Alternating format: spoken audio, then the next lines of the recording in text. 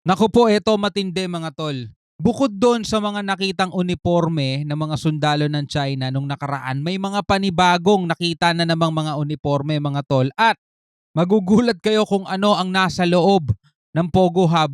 Itong hinahalughog ngayon ng ating otoridad sa may Porac, Pampanga mga tol. Pogo Hub lang to, dapat yan na offshore gaming, parang ganon. Pero iba ang nasa loob nito mga tol. Talagang naging parang way siya, naging daan, naging avenue para sa mga gumagawa ng masama. Panoorin natin to mula sa GMA Integrated. Bigyan natin to ng reaction video, commentary. At syempre wag niyo kakalimutan mag-subscribe kung bago pa lamang kayo dito sa ating channel. Huwag na natin patagalin pa, panoorin na natin to.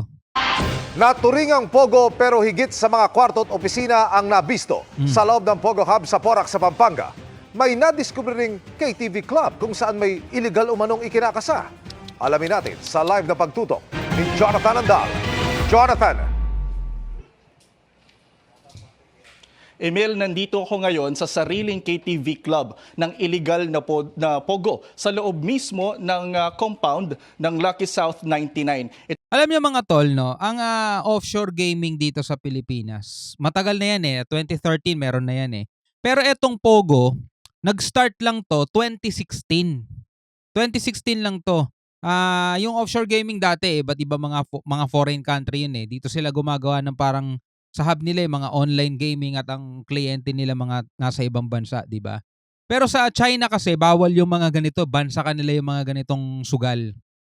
So may kita mo talaga kung ano pa yung Kristiyanong bansa no? Andirito yung kung ano-anong pinapayagan sugal. Kaya tingnan nyo, lahat ng mga basura ng China dito na pupunta sa atin. Kasi open tayo sa ganyan Tingnan mo sa kanila. Diba? Hindi naman sila Kristiyanong bansa pero bawal sa kanila yung mga ganito. Mabigat ang parusa sa kanila ng mga ganito. Kahit yung mga droga-droga, mabigat ang parusa sa kanila nun. Kahit yung mga terador, takot doon mga tol, kaya pumupunta sila rito sa Pinas. Dito masyado tayo maluwag, naturingan pa tayong Kristiyanong bansa kuno di ba? Ito po ay hinihinalang pugad ng prostitusyon ayon sa mga pulis. Dito po sa first floor, ang mga KTV at VIP rooms. Sa second floor, ang mga tila hotel room. At sa third floor, ang billeting area o tirahan ng mga entertainers na ang ilan ay Pinay base sa nakuhang mga ID. Grabe. Samantala, ito na ang tatlong sunod na araw na nakakakita ang mga otoridad ng hinihinalang uniforme ng mga sundalo ng China dito sa loob ng Lucky South 99. Narito po ang aking report. Sige, sir. Mas marami pa ngayong natagpo ang mga hinihinalang uniforme ng nung nakaraan sabi, onti lang naman yan ngayon mas marami na. Pero ito sinasabi ng PNP. Ibine-verify pa daw nila kung ito ay legit na uniforme dahil alam naman daw natin may mga nabibili na mga uniforme, di ba? Which is tama naman mga tol. Tama naman. Pero hindi na natin kailangan pang mag-isip pa ng napakalalim Hindi na natin mag-isip ng napakalalim kung ito ba'y legit o hindi. Imagine niyo na lang sundalo ng China sa loob ng illegal na Pogo sa Porac, Pampanga na Lucky South 99. May camouflage, may pang-winter, pang-seremonya at merong pang necktie na may 3 estrella o stars. Kung kahapon doon sa isang opisina natagpuan yung mga military uniform, ngayon dito naman sa dormitory, yung tulugan mismo ng mga Pogo worker dito. May nakita ring mga bala at baril, pati mga medalya gaya nitong Outstanding Sergeant Badge. May mga medalya tulad ng ganyan?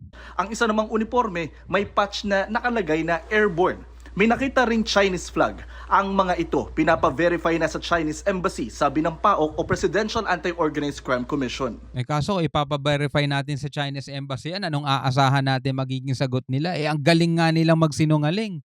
Ang galing nga nilang mambaliktad. Ultimo yung mga video na galing sa media, sinasabi nila minanipula para lang mapagtakpan nila yung kasinungalingan nila. So kung sila magbe-verify niyan, sabihin nila, hindi, fake yung mga yan, hindi totoo yan. Diba? Tas yun na yung pangahawakan natin, diba? Tapos magiging na tayo, kakalma na, hindi. Dapat naka-alert talaga ang ating otoridad dyan. Huwag muna po tayong mag-conclude na ito ay talagang may mga military personnel pong nakapasok po dyan o ito ay mga ilan lamang po ng mga uniforme. Well, naiintindihan naman natin kung bakit sinasabi to ng PNP mga tol. Alam natin yung reason. it is not sufficient to make a conclusion na infiltrated po. At least meron pong mga military personnel doon po sa loob ng scam farm po. Under investigation pa po ito, hindi tayo sigurado kung ito po ba talaga ay mga original na uniform at talagang mga militar po nung nasabing bansa yung may mga suot po nito, dahil alam po natin na may mga uniforme po tayong nabibili sa mga shops. Diba? Totoo naman mga tol, may mga uniform talaga mga nabibili sa shops. Pero hindi ganun kadetalyado. Diba? Hindi ganun kadetalyado. Eto, ultimo botones, may nakalagay PLA.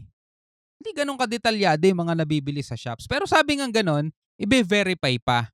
Pero kung itatanong natin yon sa China o doon sa mismong China Embassy, ano nga asahan nating katotohanan doon? Ang NICA o National Intelligence Coordinating Agency sinasabing walang matibay na ebidensya sa ngayon na may mga tinatawag na sleeper cell na sa bansa o yung grupong naka-undercover na nakahandang manggulo anumang oras. Ito yung mga sleeper cell mga tol. Yung namumuhay sila rito. Tanim yung mga yon. Namumuhay sila as ordinary people. Nagtatrabaho, nag-aaral, yung iba may mga nakapagtayo na siguro ng negosyo. Basta matagal na rito sa Pilipinas. Normal citizen, kala mo normal lang nabubuhay. Pero once na naka-receive ng utos yun, ayan na. Biglang magbabago ng anyo yun, magpapalit na sila ng anyo. Pero dapat pa rin daw mag-ingat. Titignan natin ulit kung sino yung tinatawag natin mga possible sleepers. Okay? They are there on some legitimate business, but mayroon din silang other intention or plano. So, kung kaya't kinakailangan na we work together with our operatives. Day 6 na ng paghahalughog kanina, napasok ng mga pulis ang opisina na ito ng isa umano sa mga boss ng illegal na pogo. Ang medyo kakaiba lang na nakita ko rito, sa ilalim ng mesa ng boss nila, merong mga GPS tracker. Ito, na hindi pa masabi ng mga pulis kung para saan itong GPS tracker na to. GPS tracker nga, di tracker. Kung kanino at kung saan kinakabit. Sa mga sasakyan, syempre. Maraming vault din ang natagpuan pero kailangan pa ng panibagong search warrant para mabuksan ito. Gayon din sa daan-daang computer para makita ang laman nito. Samantala, inilabas na ng mga pulis ang mga naiwang pagkain sa mga restaurant, grocery at sa iba pang gusali rito. Kompleto na dyan kasi nga syempre yung mga nandiyan dyan, hindi sila allowed lumabas. Hindi sila allowed lumabas. So lahat na ng needs nila nandiyan dyan na. Lahat na ng entertainment nila nandiyan dyan na. Grocery, nandiyan dyan na rin. 'Di ba? Meron pa nga diyan salon, 'di ba? Mga ganon. Kompleto na. Hindi na talaga lalabas. Andiyan dyan na lahat.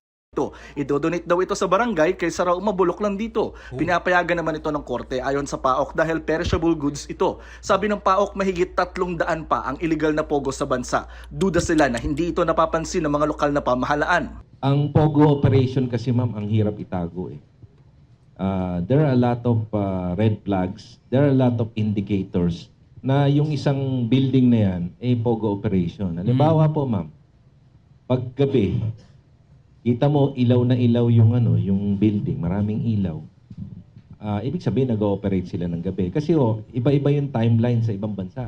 Ang DILG bubuo na raw ng task force na mag-iimbestiga sa illegal na pogo sa Porac. Pinag-report ko yung RD paano nangyari na isang kalaking complex na kakaroon activities na ganito. Actually, lahat ng anggulo tinitingnan natin dito. Si Defense Secretary Gibo Chodoro naman itinuturing ng national security threat ang mga sindikatong nagpapanggap na pogo. Ito, buti pa si Defense Secretary, talagang no? Open na siya agad Yung iba, nag-aano pa na kalmado pa Pero siya talagang sinasabi niya na national security threat na to. Emil, sa ngayon, 10 gusali na lang ang hindi pa napapasok ng mga pulis mula sa 46 na buildings dito sa loob ng compound. Dami, no? Hindi pa nila masabi kung mapapasok nila lahat yan bago mag-araw ng linggo na siyang palugit ng korte sa search warrant. Napakaigling panahon. Tapos bukod dun sa napasok na nga nila yung mga building, kailangan ulit ng panibagong search warrant para mabuksan yung mga vault, mabuksan yung mga daan-daang computer na nandoon. Diba? So, ganun talaga batas eh. Pero anyway, kung ikaw ay isang Pilipino, ano ang masasabi mo dito sa balitang to na napanood natin? Pwede ka magbigay ng komentaryo, pwede ka magbigay ng iyong reaksyon. Hanggang sa muli, ako nga pala si Shobaldi. Peace out.